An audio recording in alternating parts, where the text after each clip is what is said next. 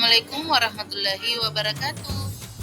Saya Nur Asia, CGP Angkatan 9, SMP Negeri Binuang, Kabupaten Polewali Mandar.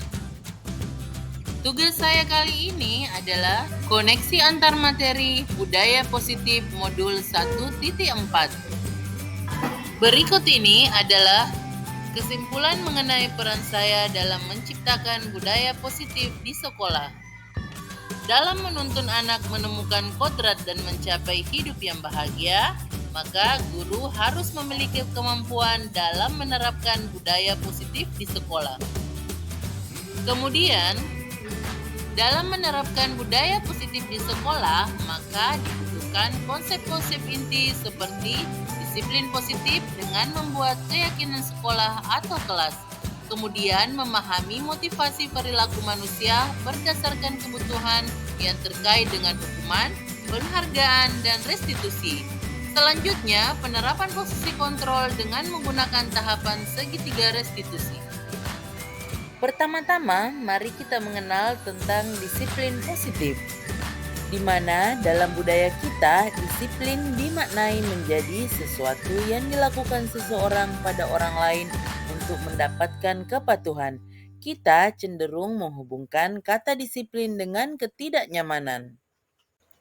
Jika dihubungkan dengan konsep Ki Hajar Dewantara yang menyatakan bahwa untuk mencapai kemerdekaan atau dalam konteks pendidikan kita saat ini, untuk menciptakan murid yang merdeka, syarat utamanya adalah harus ada disiplin yang kuat.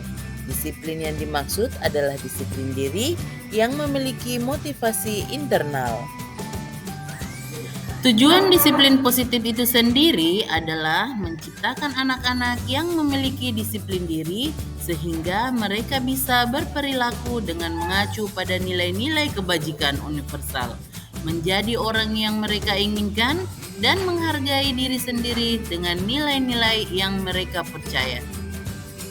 Salah satu cara untuk mewujudkan disiplin diri di sekolah, maka guru bisa bersama murid membuat keyakinan kelas, di mana dalam membuat keyakinan kelas dibutuhkan nilai-nilai kebajikan yang akan menjadi landasan kita dalam membuat suatu keyakinan sekolah atau keyakinan kelas. Kemudian, dalam membentuk keyakinan sekolah atau kelas dapat terwujud jika guru dan murid membentuk kesepakatan yang nantinya menjadi keyakinan kelas dengan membuat pernyataan yang mudah difahami. Selanjutnya adalah tentang motivasi perilaku manusia. Nah, sekarang mari kita tanyakan ke diri kita sendiri. Bagaimana kita berperilaku? Mengapa kita melakukan segala sesuatu? Apakah kita melakukan sesuatu karena adanya dorongan dari lingkungan atau ada dorongan yang lain? Motivasi perilaku manusia dibagi menjadi 3, yaitu motivasi untuk menghindari ketidaknyamanan atau hukuman, motivasi untuk mendapatkan imbalan atau penghargaan dari orang lain, yang terakhir adalah motivasi untuk menjadi orang yang mereka inginkan dan menghargai diri sendiri dengan nilai-nilai yang mereka percaya. Jika motivasi murid untuk menghindari ketidaknyamanan atau hukuman dan untuk mendapatkan imbalan atau penghargaan dari orang lain, motivasi itu adalah motivasi eksternal. Oleh karena itu, motivasi tersebut harusnya tidak dimiliki oleh murid. Oleh karena itu, kita sebagai guru harus menuntun murid untuk menemukan motivasi internal mereka, sehingga murid mempunyai dorongan untuk menjadi orang yang mereka inginkan dan menghargai diri sendiri dengan nilai-nilai yang mereka percaya. Hal itu bisa terjadi jika guru menghindari pemberian hukuman dan penghargaan untuk meminimalkan motivasi eksternal dalam diri murid. Selanjutnya adalah kebutuhan dasar manusia. Kebutuhan dasar manusia ada 5. Yang pertama adalah bertahan hidup. Yang kedua, kebutuhan kasih sayang dan rasa diterima. Yang ketiga, penguasaan. Keempat, kebebasan. Dan yang kelima adalah kesenangan. Semua orang senantiasa berusaha untuk memenuhi kebutuhannya dengan berbagai cara. Bila mereka tidak mendapatkan kebutuhannya dengan cara yang positif, maka mereka bisa melanggar peraturan atau melakukan hal-hal yang tidak sesuai dengan nilai-nilai kebajikan. Maka dari itu, jika kita dapat mengidentifikasi kebutuhan apa yang mendorong perilaku kita, maka perubahan perilaku positif dapat dimulai dengan mencari solusi untuk memenuhi kebutuhan tertentu dengan cara yang positif. Selanjutnya adalah posisi kontrol yang dimiliki oleh guru. Antara lain ada 5, yaitu penghukum, pembuat rasa bersalah, sebagai teman, sebagai pemantau, yang terakhir adalah sebagai manajer. Dalam posisi kontrol yang dilakukan oleh guru, posisi manajer merupakan posisi yang paling tertinggi yang nantinya akan dihubungkan dengan restitusi murid. Posisi kontrol manajer merupakan tahap posisi di mana guru berbuat sesuatu bersama dengan murid, mempersilahkan murid mempertanggungjawabkan perilakunya, mendukung murid agar dapat menemukan solusi atas segala permasalahannya sendiri. Tahapan posisi manajer sendiri mengacu pada restitusi yang dapat dijadikan murid kita sebagai manajer bagi dirinya sendiri. Murid diajak untuk menganalisis kebutuhan dirinya maupun kebutuhan orang lain. Di sini penekanan bukan pada kemampuan membuat konsekuensi, namun dapat berkolaborasi dengan murid untuk memperbaiki kesalahan yang ada. Segitiga restitusi sendiri mempunyai 3 tahapan, yaitu menstabilkan identitas dengan tujuan mengubah identitas anak dari orang yang gagal karena melakukan kesalahan menjadi orang yang sukses, dengan meyakinkan si anak dengan cara mengatakan kalimat misalnya, berbuat salah itu tidak apa-apa, kemudian tidak ada manusia yang sempurna. Selanjutnya adalah validasi tindakan yang salah, di mana guru harus memahami kebutuhan dasar apa yang mendasari sebuah tindakan. Teori kontrol ini mengatakan bahwa semua tindakan manusia, baik atau buruk, pasti memiliki maksud dan tujuan tertentu. Seorang guru yang harus memahami teori kontrol pasti akan mengubah pandangannya dari teori stimulus respon ke cara berpikir proaktif yang mengenali tujuan dari setiap tindakan. Kalimat-kalimat yang bisa diberikan kepada siswa adalah seperti, padahal kamu bisa melakukan yang lebih buruk dari ini ya, atau kamu pasti punya alasan mengapa melakukan hal itu. Tahapan ketiga dari segitiga restitusi adalah menanyakan keyakinan, di mana murid mempunyai nilai-nilai yang dia percayai. Teori kontrol ini menyatakan bahwa kita pada dasarnya termotivasi secara internal. Pertanyaan-pertanyaan yang bisa diajukan oleh guru antara lain, apa yang kita percaya sebagai kelas atau keluarga? Apa nilai-nilai umum yang telah kita sepakati? Nah, setelah melakukan tahapan segitiga restitusi, tujuan atau harapan kita adalah murid menjadi orang yang sukses, tanggung jawab, dan dapat dipercaya. Adapun keterkaitan budaya positif dengan filosofi Ki Hajar Dewantara, nilai dan peran guru penggerak, serta visi guru penggerak adalah terkait dengan filosofi Ki Hajar Dewantara. Dengan menjalankan budaya positif di sekolah, maka akan mempermudah dalam tercapainya tujuan pendidikan nasional sesuai dengan filosofi Ki Hajar Dewantara, yaitu pendidikan yang berpihak kepada murid dan menuntun tumbuh dan kembang sesuai dengan kodrat alam dan kodrat zamannya. Pada nilai dan peran guru penggerak, budaya positif dapat diwujudkan jika seseorang memiliki nilai guru penggerak, yaitu berpihak kepada murid, mandiri, reflektif, kolaboratif, dan inovatif. Kemudian, budaya positif dapat terwujud dengan mendorong kolaborasi dengan semua warga sekolah, dengan adanya keyakinan yang harus disepakati dan dijalankan secara bersama.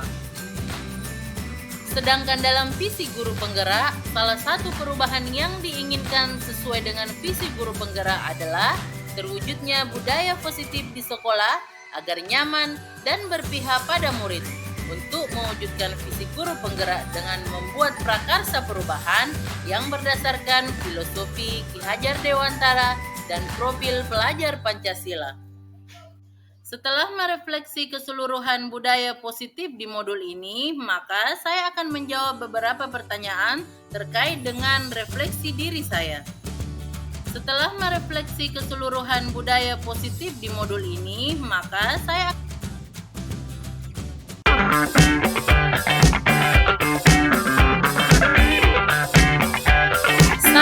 telah memahami terkait konsep-konsep inti dalam modul budaya positif berkaitan dengan disiplin positif, teori kontrol, teori motivasi, hukuman, penghargaan, posisi kontrol guru, kebutuhan dasar manusia, keyakinan kelas, dan tahapan segitiga restitusi.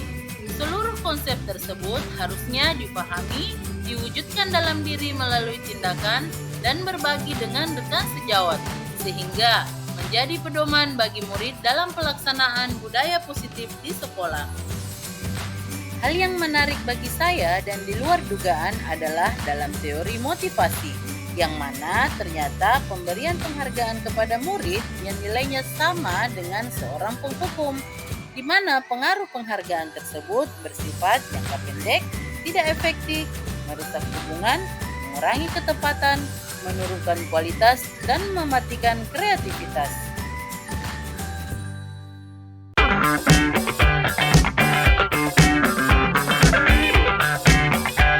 Perubahan yang terjadi adalah saya menyadari posisi kontrol yang biasa saya lakukan adalah sebagai teman dan pemantau, padahal saya seharusnya sebagai manajer dalam menangani setiap murid dengan menggunakan tahapan segitiga restitusi.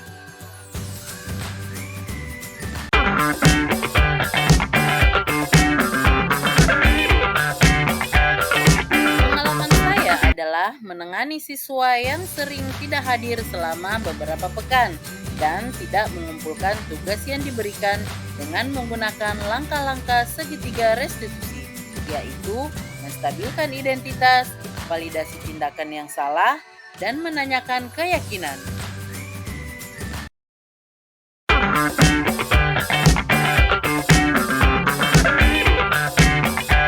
Perasaan saya adalah saya menjadi bersemangat dan termotivasi untuk melakukan perubahan pada diri agar nilai-nilai budaya positif bisa terbentuk di diri saya dan pada akhirnya menjadi motivasi bagi orang lain.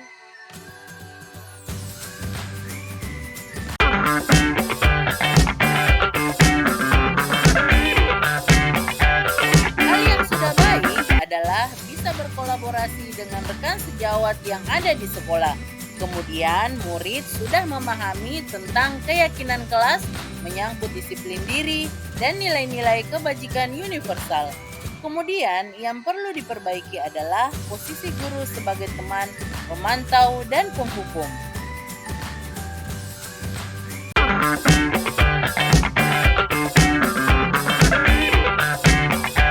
Posisi yang sering saya pakai adalah teman dan pemantau.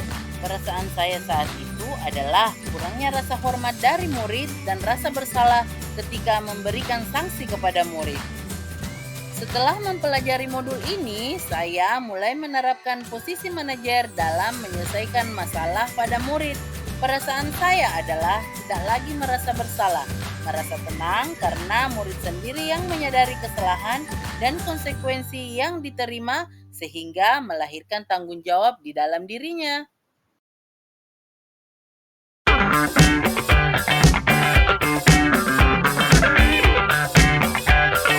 Pernah, tapi hanya menerapkan satu tahapan saja, yaitu menanyakan keyakinan. Dengan memberikan pertanyaan, apakah yang kamu lakukan sekarang sesuai dengan nilai-nilai yang ada di masyarakat dan keluarga? Atau kamu mau menjadi orang seperti apa nantinya?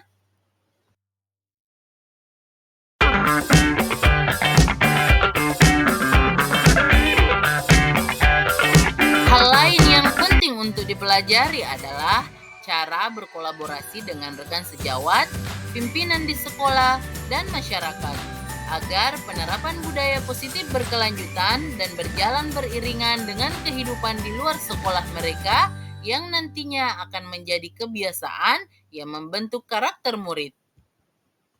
Demikianlah pemaparan saya tentang tugas koneksi antar materi modul 1.4 budaya positif. Semoga bermanfaat. Sekian dan terima kasih. Wassalamualaikum warahmatullahi wabarakatuh.